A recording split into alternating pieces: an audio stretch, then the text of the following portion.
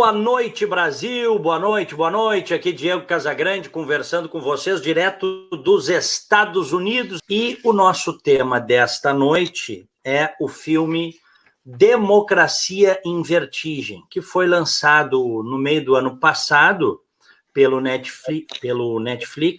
plataforma de streaming Netflix. Não teve, enfim, a não ser junto à militância de esquerda, aos petistas, tal, não teve absolutamente nenhuma repercussão fora disso. E agora, qual não foi a surpresa de todos quando descobrimos que o documentário Democracia em Vertigem vai concorrer ao Oscar de melhor documentário, dirigido pela petista Petra Costa.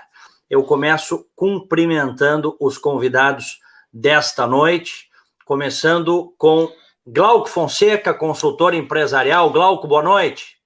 Boa noite, Diego. Boa noite aos nossos espectadores. Já estão bastante ansiosos aí fazendo perguntas, né, Diego? Tem muita gente já. Tomara que a gente consiga responder alguma delas. Então é um prazer estar aqui, como sempre, na tua companhia e dos nossos amigos aí que estão juntos nessa jornada. Legal. Também está conosco o Tiago Albrecht, que é radialista, pastor luterano. Albrecht, boa noite, bem-vindo. Muito boa noite, Diego, Glauco, ouvintes e telespectadores, né, nessa nova era que a gente vive, as pessoas... Só falta cheirar, né? Diz que os japoneses estão inventando um celular. Estão inventando. Mas não tem como não ficar assim, até ansioso, Diego, porque tu és um dos maiores jornalistas deste estado e agora radicado aí também no sul da Flórida, não tem como não ficar ansioso. Não, certamente eu corroboro a opinião de todos os teus, assim, telespectadores, né?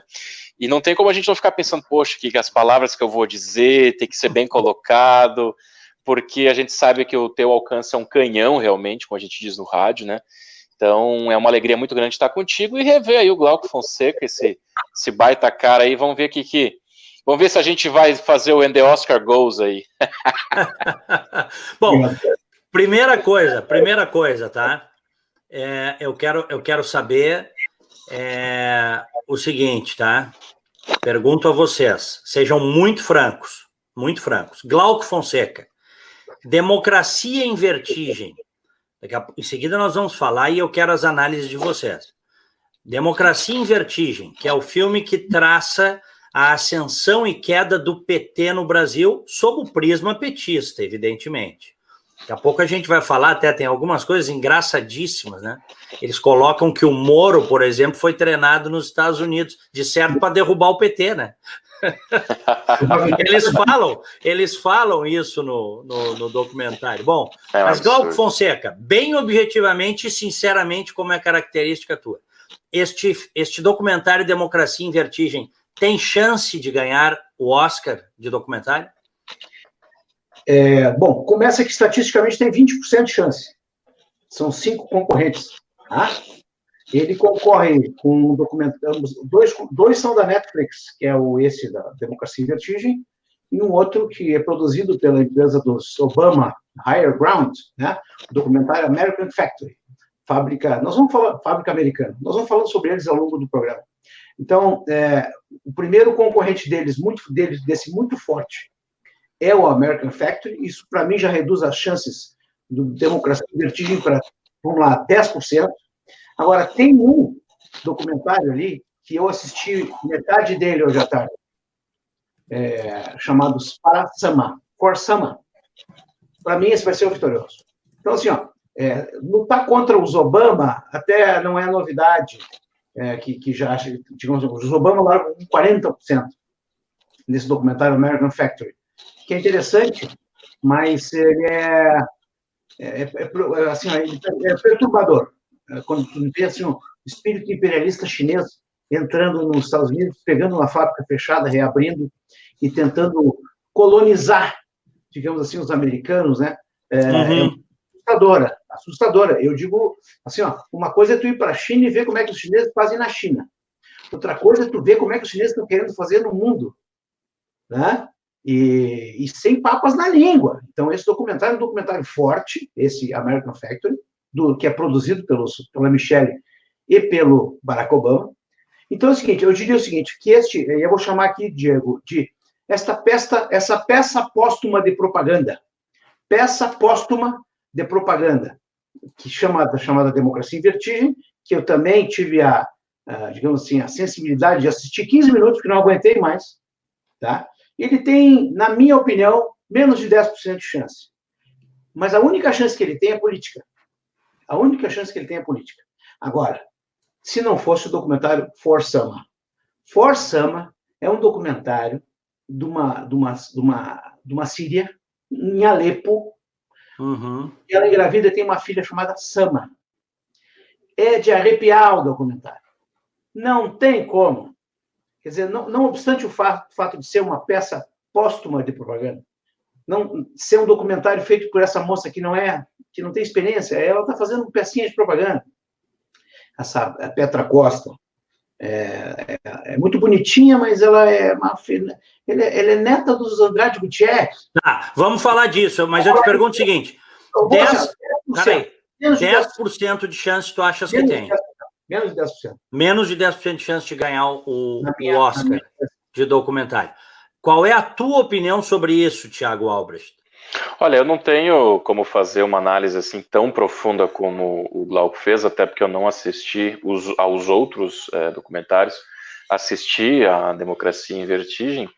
Ele, do ponto de vista estético, do ponto de vista de takes, de filmagens, ele é bom, né?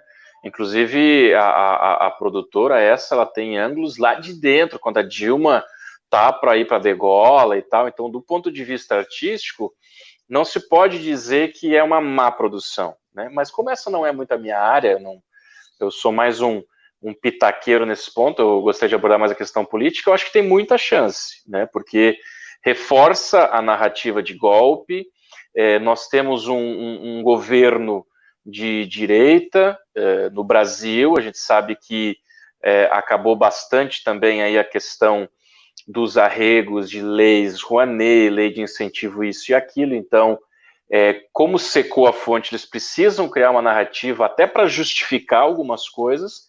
Então eu te diria assim, do ponto de vista político, existe muita chance, porque para reforçar a narrativa petista, ele é perfeito, ele de ponta a ponta, ele reforça essa narrativa. Isso do ponto de vista político. Do ponto de vista cultural, eu acho que dá para a gente ficar com a imagem, com o palpite que o Glauco tem, né? Mas politicamente falando, tem muita chance de ganhar o Oscar, e aí você se prepare, porque a grita vai ser grande. Bom, o Glauco deu 10% de chance. Dá um percentual aí que se aproxime, Albrecht, da tua expectativa de chance. 50% a 60%. Pô, é um monte, hein? Olha, para criar narrativa, e você mesmo, Diego, acompanha as tuas redes, fazendo um parênteses, tu falaste sobre o Globo de Ouro e as piadas que o cara, bem dizer, mitou lá, até me foge o nome depois o Rick Gervais. Acho que é até interessante se você puder depois dar uma retomada nisso, mas só com 2 frases. Esse cara deu um tapa de luva de bilica e a hipocrisia toma conta, eles não estão mais conectados com a realidade. Alguém que diz que Sérgio Moro foi treinado nos Estados Unidos já rompeu com a realidade há muito tempo. E não tem escrúpulos. Né? Glauco?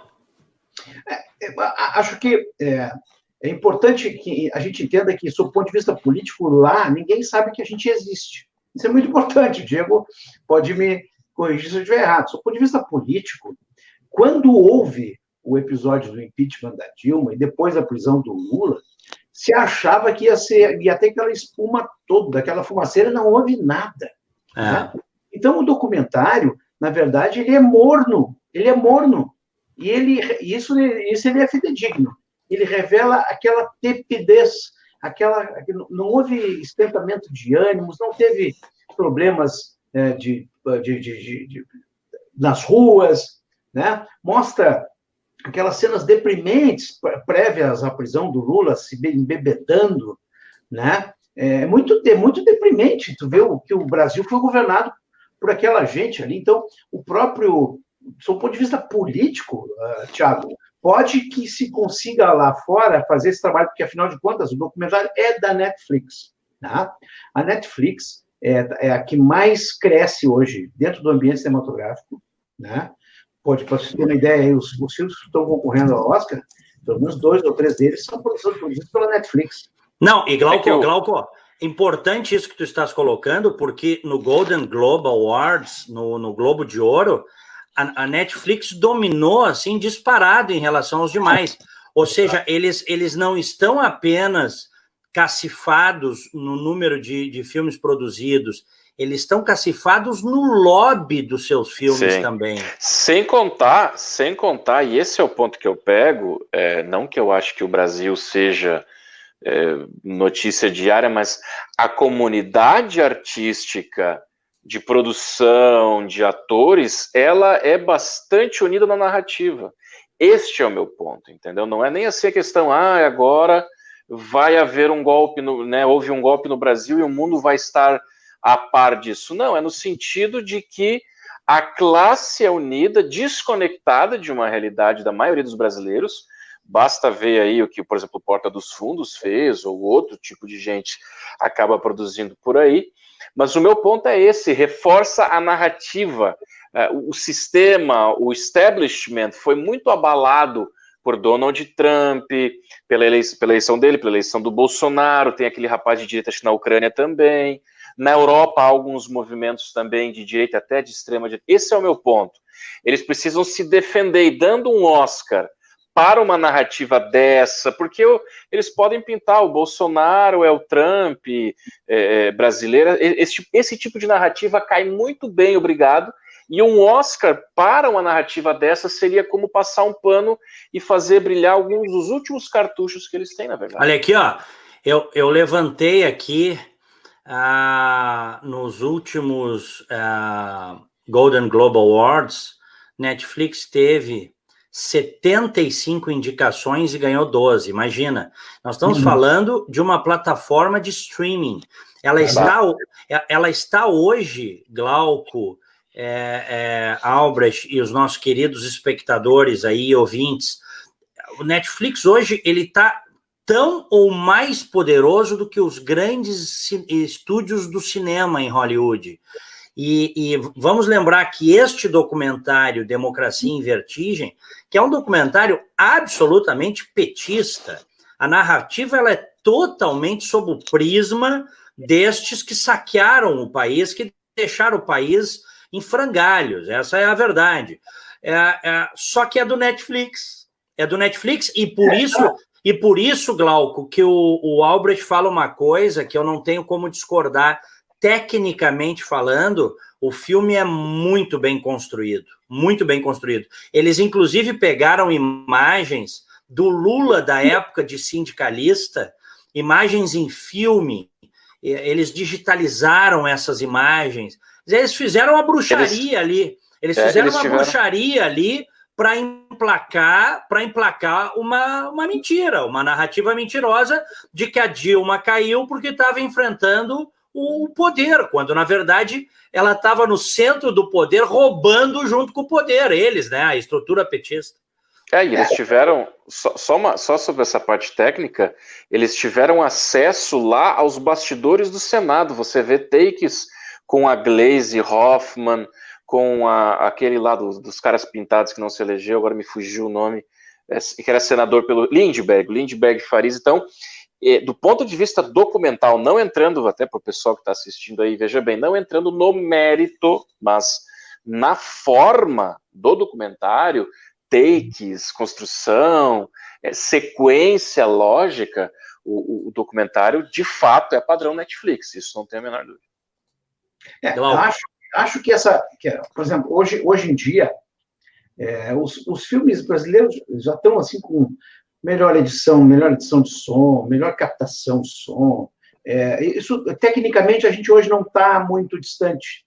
Até para fazer um documentário, tu não precisa lá grandes coisas, tá? Não é uma coisa que requer pós-produção, grande iluminação. Documentário é um documentário, né? Quanto mais o rough ele for, mais direto, ele vai até ser mais verdadeiro, né? Tanto é que os próprios documentaristas americanos, franceses, eles fazem com câmera no ombro, câmera na mão, tal, exatamente para dar aquela coisa. A captação de som está muito boa, mas esse tipo de coisa, ele não é o que vence, né? Eu vou dar um exemplo para vocês aí. O filme 1917, do Sam Mendes, é um filme que usou uma técnica absolutamente inovadora de contar uma história. Vocês vão ver quando perceberem, nos trailers dá para perceber, são filmagens corridas e que provocaram um grande sofrimento, inclusive nos próprios atores e nos figurantes. É uma história muito interessante. Tá? Isso tudo não assegura que o filme vai ganhar. Não assegura que o filme é bom. Né? Assim como aquele filme que nós vimos lá do desembarque na Normandia, né? O Dia D, eu não me lembro se é esse o nome dele.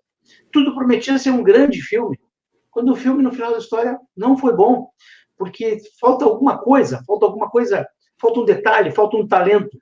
Não é o caso do documentário. Esse documentário, então, o que assim, pode ganhar, mas assim, quem vai escolher? Nós temos que tentar entrar na cabeça de quem é que vai escolher quem vai dar o prêmio. Quem vai dar o prêmio são pessoas ligadas à produção de documentários, documentários de longa metragem, né? Esses não são de curso, são documentários de longa metragem, né? Quem é que vai julgar isso? Bom, esses caras vão julgar uma peça de propaganda, eles sabem, se eles puderem, e aí sim, não tem que entrar dentro da cabeça dos caras, mas se eles puderem uma peça de propaganda, eles não vão dar o prêmio, porque o documentário requer verdade. É isso que eu estou dizendo, requer verdade. Aliás, Glauco, só um parênteses, já volto a palavra para ti. Se um documentário requer verdade, esse, por um único episódio, já não poderia ganhar. Eu poderia citar dezenas de fraudes, de mentiras ali, de um prisma tosco que foi utilizado na narrativa. Mas eu vou pegar um caso concreto, tá? Esta diretora, a Petra Costa, ela adulterou uma foto em que aparecem dois guerrilheiros da época da ditadura, que foram mortos pelo regime militar. No local onde eles foram mortos havia armas, e ela digitalmente retirou as armas da foto que foi utilizada. Quando foi descoberta nisso aí, aí ela diz que as armas foram plantadas e que por isso ela tirou propositalmente. Mas ela não conta que tirou, então é um problema, né, Glau? Ela conta numa entrevista, tá? Sim, numa entrevista, sim, não, mas no documentário, não. Não, no documentário, não. Assim como segundo ela, houve o plantio de armas, ela teve o desplante de tirar as armas. Mas isso faz parte da narrativa da esquerda, né? Desde o tempo de Stalin ao lado de Trotsky, né? Na Praça Vermelha, mandou tirar, através de trucagem, isso nos anos 20, não é verdade? Então, é hoje que o pessoal da esquerda gosta de adulterar a história. Então, assim, se essa propaganda póstuma, que eu chamo, tá? For considerado um documentário, eu lamento. Mas eu não lamento por Hollywood. Hollywood está num enorme declínio, uma decadência enorme, e tudo isso, não dá para separar Hollywood da prisão do Harvey Weinstein, dono do Weinstein Group no ano passado. Quem acompanha isso sabe o seguinte, essa é a maior derrocada moral de Hollywood como um todo. Tanto é que já existe um eixo de produção se deslocando, saindo da Califórnia, indo para a Geórgia, porque o antro que virou a Califórnia, um antro de uma série de crimes, inclusive esse crime de assédio sexual, assédio moral, né? Pedofilia. Então, Hollywood virou uma Babilônia. E, inclusive, existe um livro, Hollywood Babylon, 2 edições, que conta o que era já Hollywood nos anos 10, 20, 30. Né? Esse ambiente pecaminoso, digamos assim, um ambiente devasso, um ambiente assim, Sodoma e Gomorra, né? Sempre foi. Só que agora ele está fazendo com que o espectador, o investidor, queira se afastar um pouco desse negócio que eu digo. Porque não é mais o estúdio que faz o filme, é o estúdio que capta, né? Capta, e através de investidores nacionais e internacionais, né? Esse pessoal não quer mais estar tão envolvido com essas falcatruas, com esse pensamento mentiroso. Olha o que está dizendo o nosso espectador, o Ivan Kleber. Boa noite, senhores. A indicação já foi suficiente para dar palanque para a esquerda por 2 meses. Vencer ou perder agora é um detalhe. Ivan de Londres. Tem razão, né? Exato. É que nem... Eu disse assim, ó, se perder, nunca mais se ouve falar desse documentário. Se ganhar, é mais 15 minutos de fama e acabou. Mas é a mesma coisa, Glauco, se me permite, é a mesma coisa que nós tivemos com a repercussão do Porta dos Fundos, né? Por que o pessoal, no fim das contas, gostou de tudo que aconteceu? Porque houve a censura, depois foi derrubado, depois o Porta recorreu, depois o presidente deu.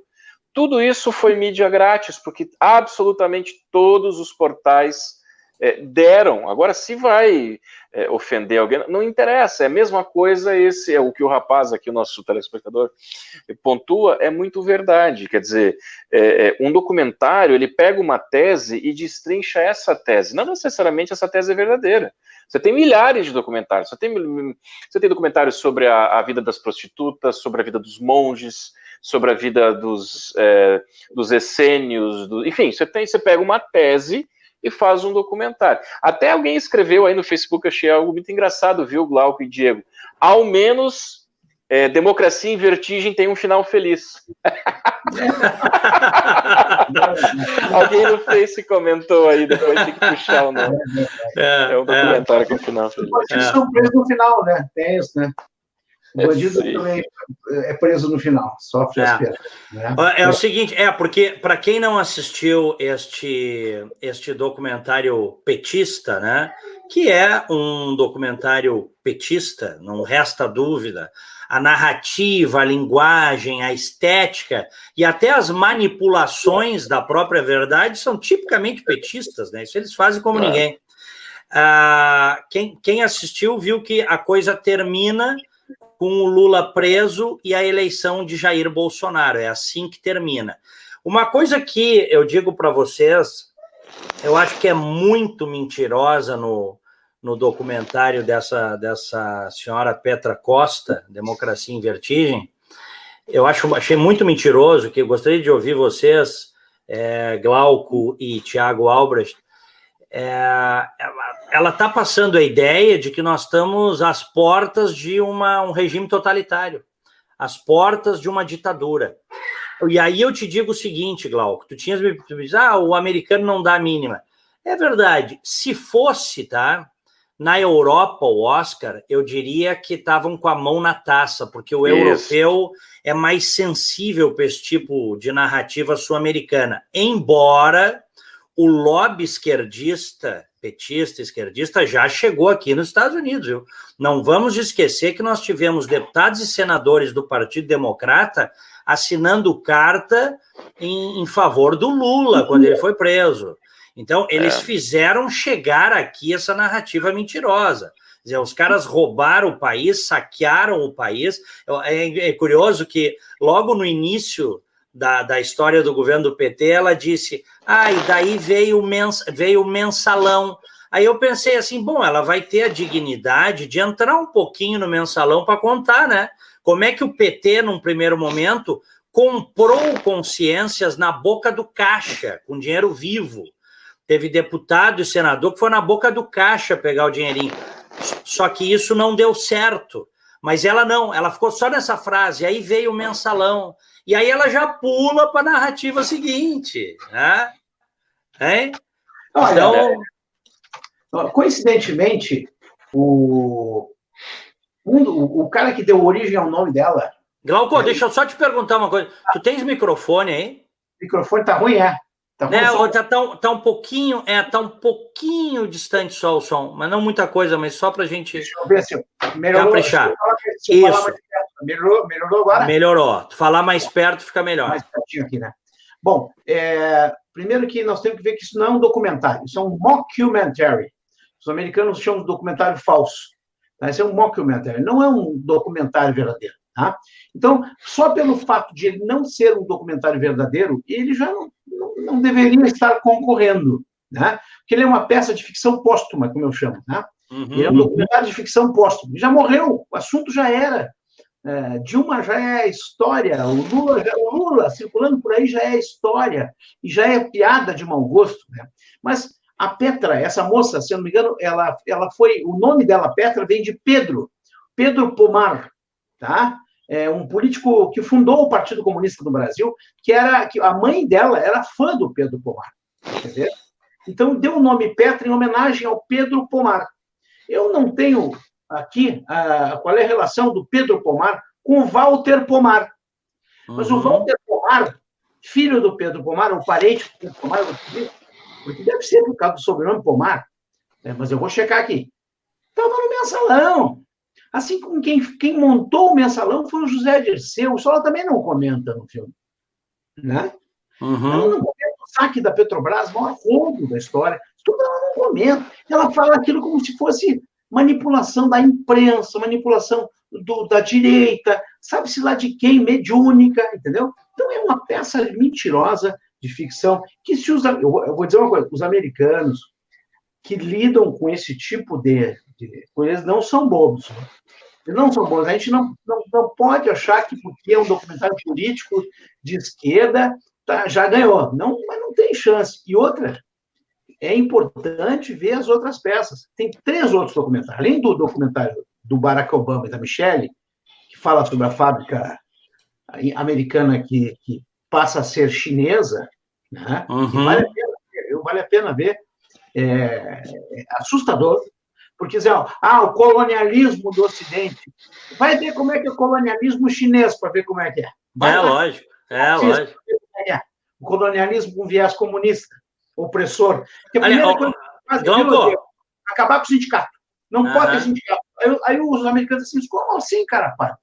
Tu chega aqui, a primeira coisa que quer acabar é com uma conquista dos trabalhadores secular desde o tempo da Revolução Industrial. Né? Não, até numa conversa agora essa semana, num debate até acalorado, o meu amigo Rodrigo Constantino se pegou e fez um embate importante com o Marco Antônio Villa, da Jovem Pan, e o Villa veio com essa conversa de que os Estados Unidos são colonialistas, que é uma conversa batidérrima, mentirosa. Aí o Constantino matou a charada. O Constantino disse, mas que colonialismo é esse? Eles ganharam a guerra contra o Japão, né? Entregaram o Japão de volta para os japoneses. Ganharam a guerra contra a Alemanha e entregaram a Alemanha de volta para os alemães com o Plano Marshall. Que colonialismo é esse, cara? Então, se a gente vai falar de colonialismo, então nós vamos falar da França, que é a esquerda agora. Olha, a França foi até tanto ou mais colonialista do que a própria Inglaterra, vamos dizer assim. Foi na África, mas foi. Na Ásia também, Os portugueses foram colonialistas, os espanhóis foram colonialistas, menos, né? Mas principalmente os ingleses e os franceses, e sempre com um viés assim de dominação e de pressão, de opressão mesmo.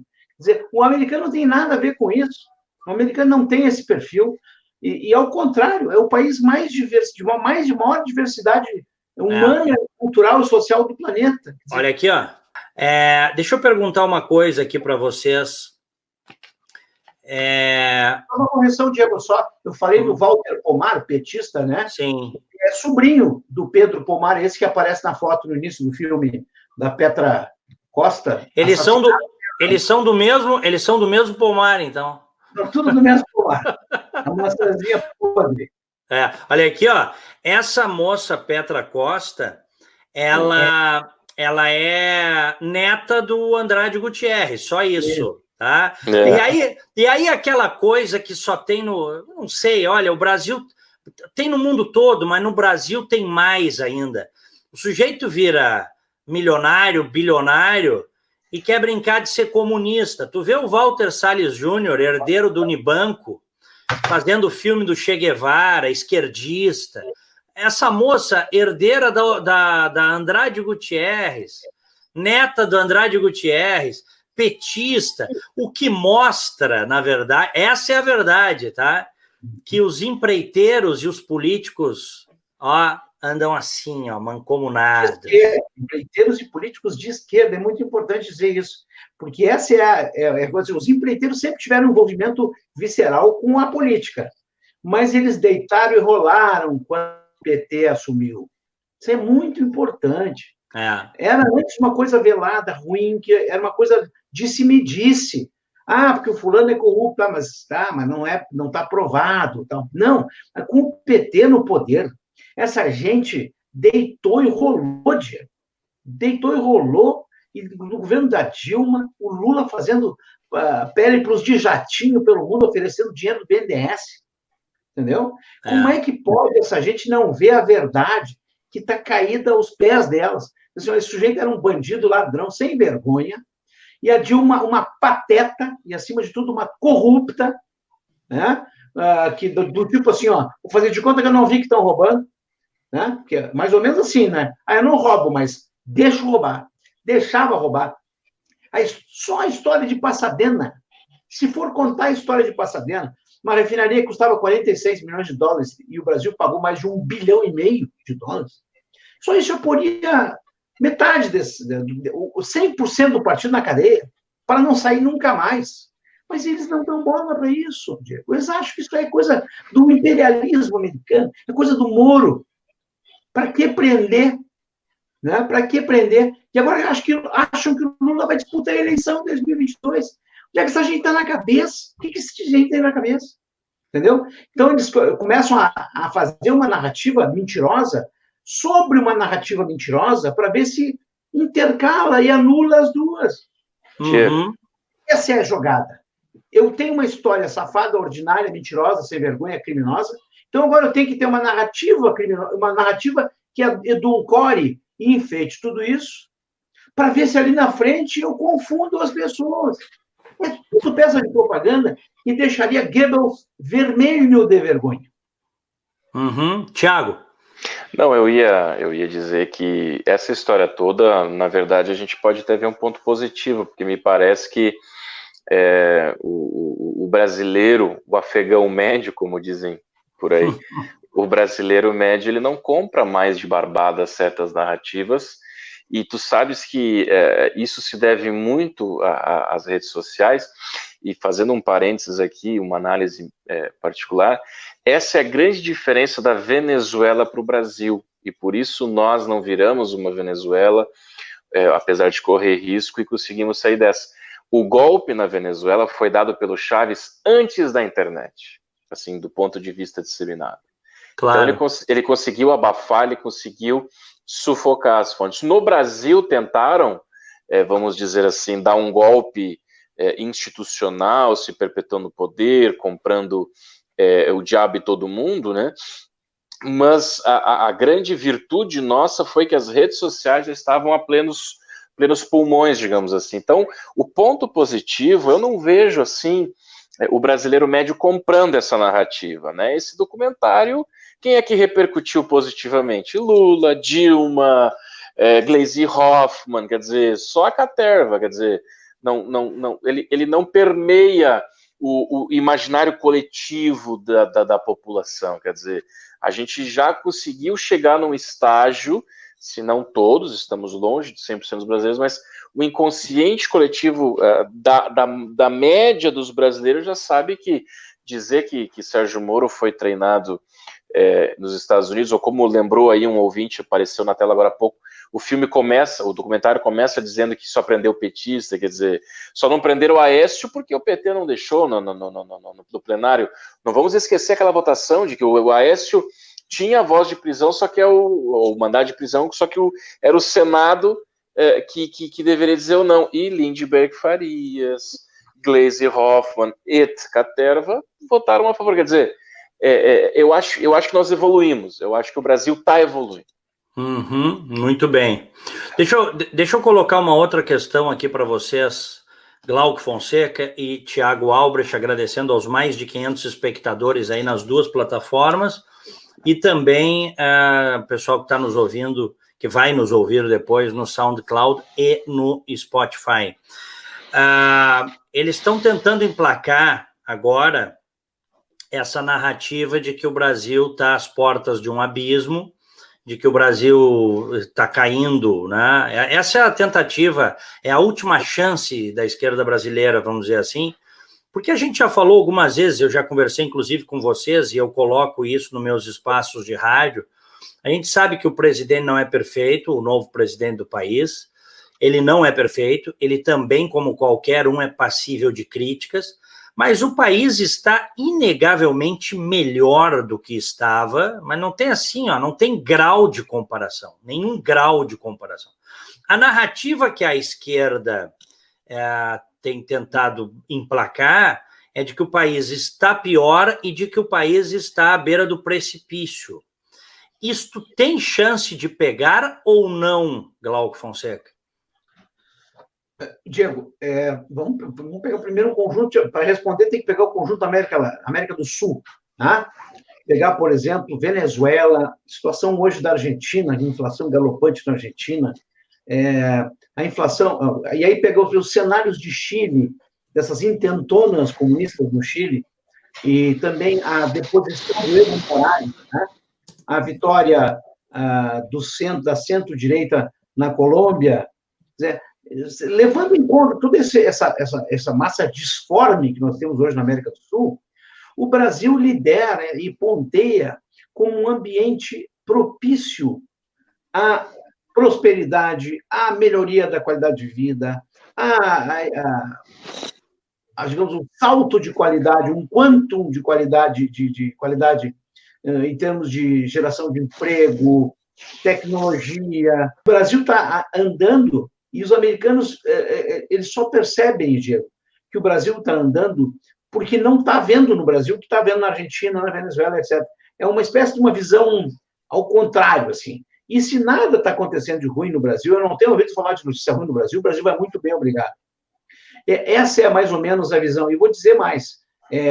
Nos Estados Unidos, ontem à noite, eu assistindo uma pesquisa apresentada por um líder afro-americano, dizendo o seguinte: durante as eleições, o Trump tinha apoio de 17% da comunidade afrodescendente ou afro-americana nos Estados Unidos. Hoje, o apoio é de 38%. Então, assim, as pessoas que estão minimamente sabendo do que acontece ao seu redor, sabem que o que está ruim foi o que passou. O ruim foi o que passou. O governo Obama foi ruim. O governo Obama foi muito ruim para os Estados Unidos. O nível de desemprego, os food stamps, gente dependendo do governo para comer. Eram 8 milhões de pessoas. Isso aí caiu para menos de 1 milhão, 1 milhão e meio. Tá? O desemprego de 13,5%. Então, assim, se o Bolsonaro aparece com o Trump apoia o Bolsonaro, os americanos podem não gostar nem do Trump e do Bolsonaro, mas sabem que vai tudo muito bem, obrigado. Acho que é verdade. Tiago. Não, eu ia dizer que, na minha análise, o povo vota muito com o bolso, né? Não o Bolsonaro, mas com o bolso, né? Especialmente a classe média. Então, por que na Argentina, por exemplo, o Macri não se reelegeu? Porque ele foi covarde do ponto de vista político. Na verdade, se a gente traçar um paralelo, não vai dar tempo hoje, mas é o mesmo problema do Sartori aqui. Se o Sartori tivesse tido um pouquinho mais de coragem política, mas falando do Macri, ele não teve coragem política de implementar as medidas que eram necessárias, né? Ele não enxugou a máquina, ele cedeu a pressões corporativistas, etc, etc, etc. Então, por que o povo, a gente assim, um levante da esquerda na Argentina? Não é um levante da esquerda na Argentina. É o povo que não tem dinheiro no bolso, votou acreditando num cara, e esse cara não cumpriu, quer dizer. Então, assim, se o governo Bolsonaro... Mas ô Tiago, diga. Teve coisas que efetivamente ele não fez, teve outras que ele tentou fazer e o Congresso da Argentina não deixou, eu lembro bem. Sim, não, com certeza, assim como aqui no Brasil acontece. Mesma coisa, existe uma força que é o parlamento, que nós estamos vendo aí, o STF, o Toffoli depois voltou atrás, mas o Toffoli não queria deixar reduzir o DPVAT, cara. Aí tu pensa assim, que doideira é essa que um juiz de Suprema Corte quer que as pessoas paguem mais por uma coisa que sabidamente elas não querem, cara. Não, eu volto uma casinha antes, quer dizer, como é que pode estar na mão de um magistrado a definição de preço? Que país é esse? Literalmente, Legião Urbana vive, né? Que país é esse que um magistrado que não entende bulhufas de nada vai definir o preço? Isso é uma ditadura, quer dizer.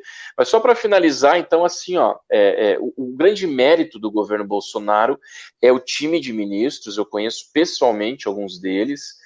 O Tarcísio, então, é um cara fenomenal, é um come quieto. Eu até não sei se ele é mineiro ou se ele é carioca, mas ele tem todo o jeitinho de mineiro, está fazendo trabalho. Ele, recentemente, eu estive no mesmo evento que ele falou, está se fazendo mais com a metade do orçamento no Ministério da Infraestrutura. Paulo Guedes, Sérgio Moro, o astronauta é um cara bom também, o próprio Mandetta da Saúde, o do turismo não atrapalhou, quer dizer, está lá sendo investigado, que pague se for culpado, mas também não atrapalhou. Então, assim, o que eu quero dizer com tudo isso? Essa narrativa, ela não está emplacando porque o governo está fazendo, tem que ser feito. As pessoas, está sendo gerado emprego, as pessoas estão mantendo ao menos o poder de compra. Agora a inflação oscilou um pouquinho por causa que os chineses estragaram com o nosso Natal, aí eles tiveram uma peste lá e importaram muita carne. Mas assim, ao final de 4 anos, se o governo fizer o que tiver que ser feito e o povo estiver com dinheiro no bolso e vendo o país avançando, olha, eu acho que o PT não vai nem para o segundo turno, aí vai surgir uma segunda força. O povo quer, a maioria dos brasileiros vota com o bolso. Por que o PT prosperou tanto em tantas eleições? Porque surfou nas commodities, usou o Estado à la Keynes, quer dizer, deu benesses para muita gente e tal. Então, se o Estado tiver redondo, equacionado e o povo com grana e perspectiva de emprego, de crescimento, o Bolsonaro leva no primeiro turno, se bobear. No primeiro turno, tu concordas, Glauco? Acho que é cedo ainda, né? Vai depender muito do desempenho do Bolsonaro, da equipe. O Tarcísio é carioca. Carioca, né? Um cara fantástico. O Tarcísio é fantástico. Bom, mas para aí, então. Então nós concordamos, vamos ver se vocês concordam comigo, que vamos dizer assim, a alma do governo é o Guedes, o Tarcísio e talvez o Moro. Vocês estão falando na parte econômica, eu não tenho dúvida que o Moro é um grande suporte moral deste governo. Mas então, está bem identificado, né? Guedes, Moro e Tarcísio. Esse é o tripé do governo, né? Na minha análise, é isso aí. Que são as 3 áreas que o Brasil estava bem ruim, né? Uhum. Eu estava vendo uma outra coisa importante aqui, ó, Diego, ainda dentro do tema da relação americana, Estados Unidos e Brasil. Aumentou em 36% a busca pelo Brasil. 70 mil pessoas a mais visitaram o Brasil em 2019 por conta só da queda do visto. Né? Tem uma série de boas notícias acontecendo. A redução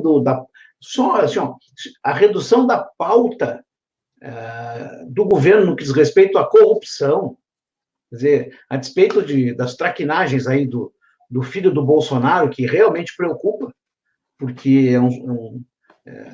realmente perturba o governo, gera ruído esse rapaz, que não é um rapaz, é um velho, mas enche o saco, né? Isso é um problema. Isso não estava no script, esse negócio aí do Flávio.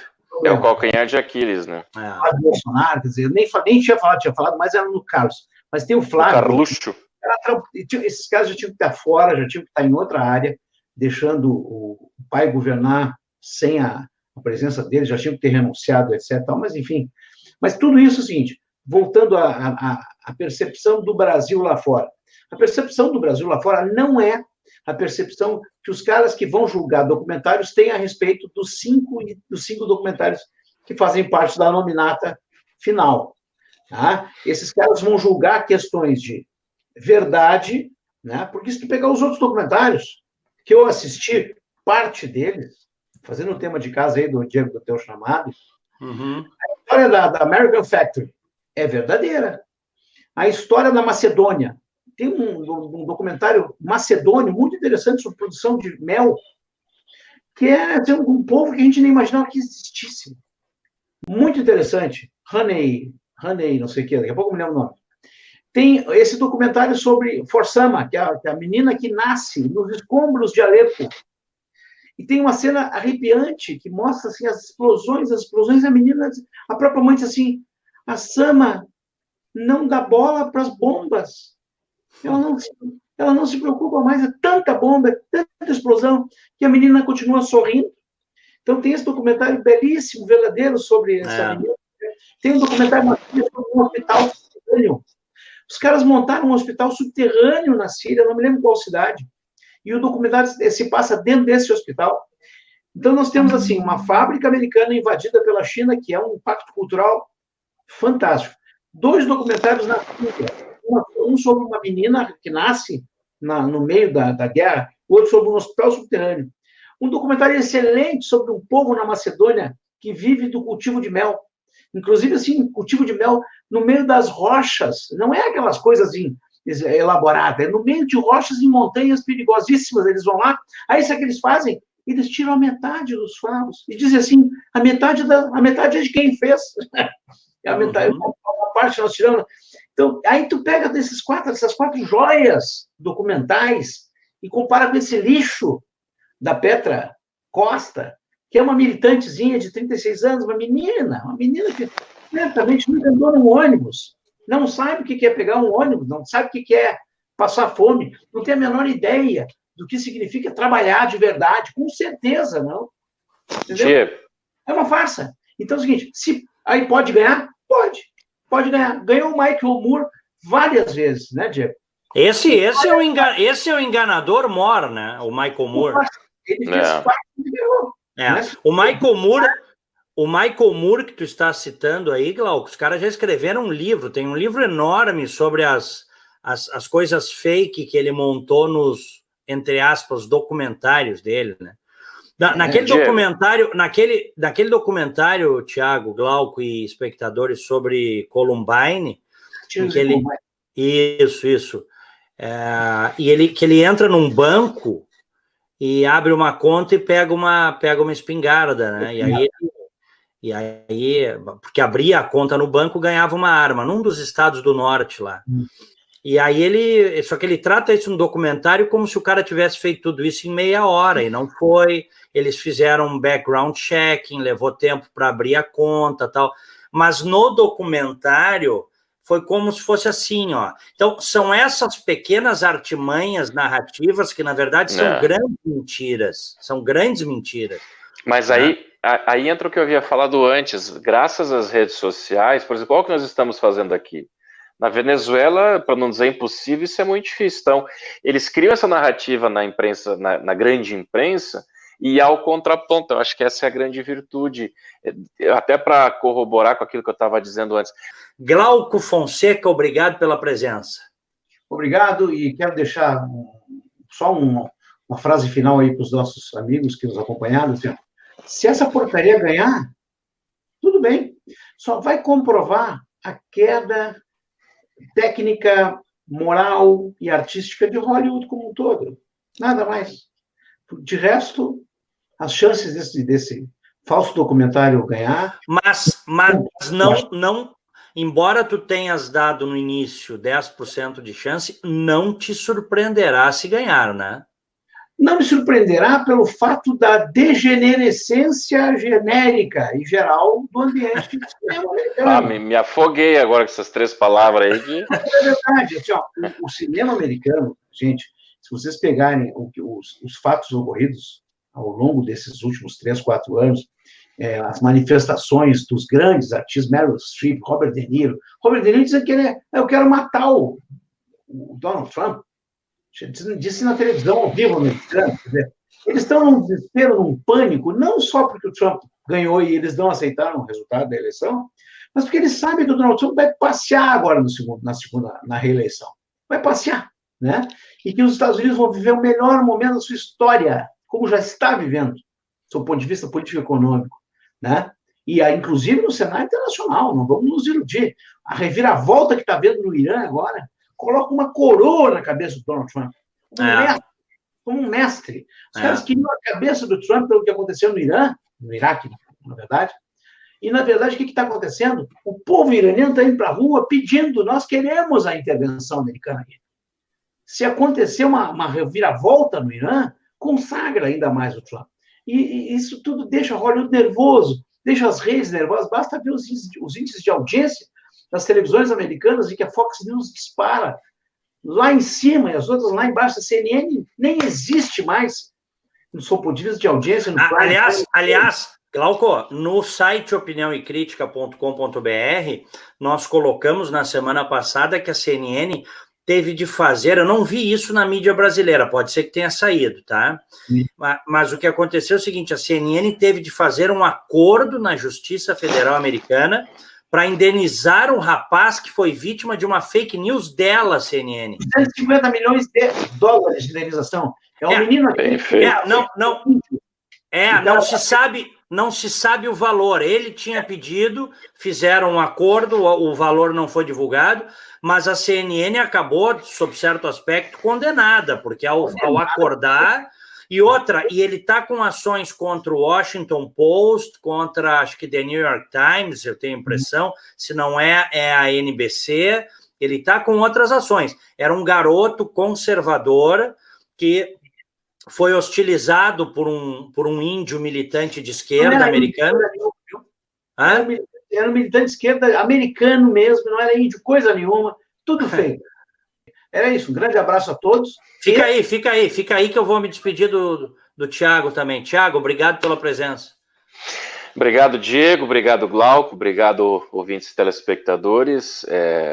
A narrativa continua se continua tentando criar a narrativa, mas enquanto nós virmos pessoas como a deputada Luciana Genro, que essa semana foi a uma rádio da capital falar de socialismo, liberdade e um Apple Watch no pulso dela, então nós teremos sempre e saberemos sempre que a esquerda usa a narrativa não para ajudar as pessoas, mas para se locupletar, para permanecer no poder, para inchar a máquina. E cabe ao governo, eu acho que já vem sendo feito isso, mas cabe ao governo Jair Bolsonaro não se acomodar com o establishment, né, não dar muita vazão para esses filhos ali, né, vamos dizer assim, do que toca o presidente, mas ele, como presidente, o governo está andando, o pessoal está conseguindo novos empregos, há uma previsão de 2,5% de PIB, e essa vai ser a melhor narrativa: dinheiro no bolso, prosperidade, mercado aceso, segurança pública, segurança jurídica. E aí, esse é o melhor combate à narrativa. Enquanto isso, a gente tem opinião e crítica, a gente tem sites, a gente tem Diego Casagrande, a gente tem Glauco, tem TJ, tem milhares de outras pessoas dando o contraponto real à vida como ela é. Muito obrigado, Diego. Valeu. E conte sempre comigo. Valeu. Deus abençoe a todos aí. Esse foi o caso aqui, Diego, dos dois. Esse foi o caso, esse foi o caso. Esse foi o caso. Bom, eu vou estar aqui nos Estados Unidos, se Deus quiser, e eu vou acompanhar a eleição de novembro aqui. E eu acho que é o seguinte, tudo indica, mas isso é pauta para uma outra live nossa, para uma outra edição do Opinião e Crítica. Nós vamos fazer muitas até lá. Olha, com os índices de desemprego, que são os menores em 50 anos nos Estados Unidos, principalmente dentre minorias, entre hispanos e negros, para que se tenha uma ideia. Então, são os menores, com esses índices da economia absolutamente bombando aqui, com os Estados Unidos efetivamente enfrentando os terroristas mundo afora, né? E dizendo o seguinte, o Trump está dizendo aí, o Irã não vai ter arma atômica enquanto eu for presidente, é simples. E ele está dando provas que, se necessário for, ele vai lá e fazer a cirurgia que tem que ser feita. Porque o Irã, todo mundo sabe, não preciso eu dizer, não pode ter bomba atômica, é simples assim, não pode ter, né? Derrubaram o avião por engano, imagina, gente, que loucura. Imagina um negócio desse. Hoje descobriram que foram 2 mísseis por engano. Uhum. Nossa. 2, não foi 1, foram 2. Imagina o desespero das pessoas, né? Porque elas viram isso acontecer. O avião levou ainda, acho que 1 minuto, ou talvez um pouquinho menos para cair, né? Foi gravado pelos smartphones, pelos celulares, o avião em chama. Então, quer dizer, uma coisa... Olha, o Irã não está em guerra com ninguém. Não tem guerra dentro do seu território, território. Eles abateram... Foi no Iraque, né, Diego? Sim, a morte do general, do terrorista, né? Do terrorista. Mas, Glauco, o Irã não está em guerra no seu território, eles conseguem abater na sua capital. Eles conseguem abater um avião de passageiros. 63 canadenses dentro. Poxa vida. O Trudeau, o Pierre Trudeau, ficou mexido e não fez mais nada com relação a isso. Na hora que tiver que apoiar o Trump numa coalizão, vai tirar o pé. Entendeu? Porque a de esquerda é um covarde. Se bem que é o seguinte, viu? Ele vem mudando, ele mudou muito a relação dele, o Trudeau, do Canadá, que é o primeiro-ministro do Canadá, com o Trump nesses últimos tempos, tá? Porque ele sentiu, e outros líderes europeus também já sacaram isso ao longo desses 3 anos de Trump, que o Trump não é o boneco, o clown que os caras venderam que era. Eles já entenderam isso, tanto é verdade que ele assinou o novo NAFTA com o Trump, o novo acordo entre Estados Unidos, que agora nem é mais NAFTA. Glauco, Thiago, obrigado a vocês, tá? Fiquem todos na paz de Deus aí. Valeu. Fiquem com Jesus. Abraço. Amém.